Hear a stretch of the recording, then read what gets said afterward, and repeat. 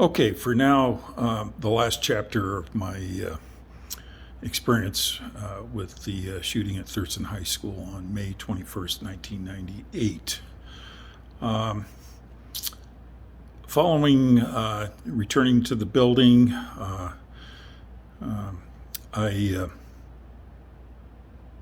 had an opportunity to sit at my desk, kind of review the events of the day.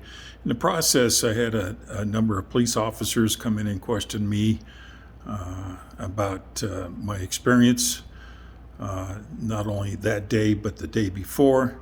I also was interviewed by an FBI agent. The interesting thing was the FBI agent, the first thing he asked for was Kip's discipline file. I handed it over to him and told him that there was one referral in that file for the year, and that one referral was for an off-campus violation. Thurston High School is a closed campus, so if students walked off campus, there were some consequences. That is, walked off campus during school time. So yeah, he was referred to me. I actually wrote him up and gave him a Saturday school.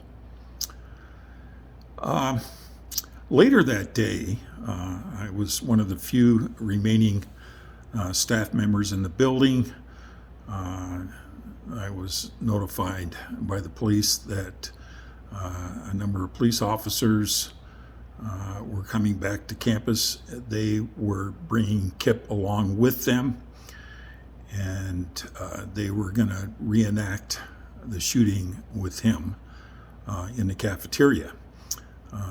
Thank goodness there was hardly anybody on campus. I was actually one of the last people to leave campus that day.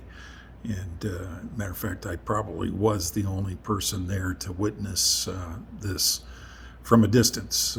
I did not go in the cafeteria. I just watched it through the windows. So eventually I finished the day, went home. My daughter was flying back from Michigan. She was going to Michigan at the time, University of Michigan. And she had, it was part of her Memorial Day weekend vacation, and she was coming home for a few days. And she heard about the shooting driving to the airport.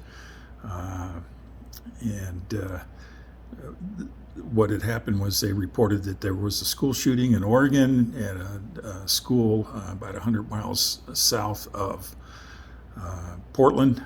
She was trying to figure out what school that might have been. Eventually they mentioned the school was Thurston High School. She immediately pulled off the road, tried calling me.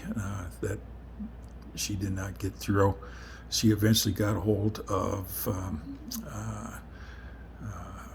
my wife, and she relayed some information to her, and she at that time headed to the airport and was looking forward to get home and spend some time with the family.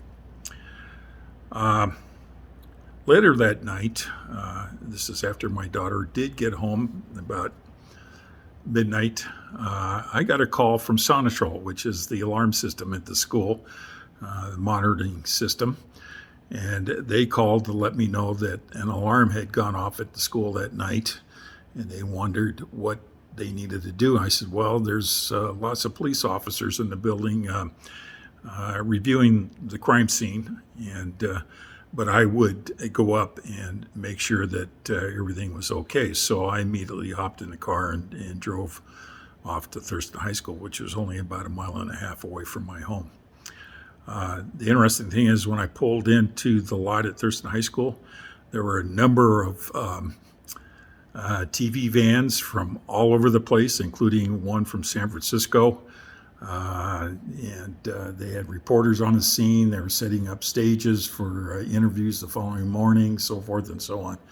And obviously, I got interviewed a couple times walking into the building. Yes, there was many police officers in campus. I had called Sonatrol. I said, "Hey, we've got nothing to worry about. The building is secure, so forth and so on." At that point, I decided to go off to my office. Obviously, I knew sleeping that night was not going to be an option. And so I sat in my office, and the interesting thing that happened, I looked out the window, which faced 58th Street, the front of the building, and the street, the main street into Thurston. And I was looking out the window, and all of a sudden I saw a number of people come in and lay flowers on. We had a huge, it was about 200-yard cyclone fence in front of the building. And there was a number of people showing up, pulling up, and putting flowers on that fence, as well as different mementos, a lot of writings, poems, and so forth. I was, to be real frank, I was glad to see it. It was going to be a good reminder for our students, especially when they came back to school, to see that the state cared, that people cared about what happened at Thurston High School. And that was the beginning of Thurston Strong. So that was a very heartwarming moment for me to see the birth of the wall, as they say. And after about an hour, I eventually packed up and headed back home. And so that's the conclusion of my story. Obviously, lots of other events that occurred over the years. Well, even that summer, I was kind of a tug of war item between the prosecution and the defense as far as the trial went. Thank goodness Kip's sister talked him into pleading guilty, and so I didn't have to decide who I was going to basically be a witness for. And and obviously I was on a number of workshop talks throughout the state the following couple years, and still am very much involved with anti-violence in schools, specifically guns. I do want to mention that I'm not against guns. I have lots of friends that are very responsible gun owners, but I'm against assault weapons.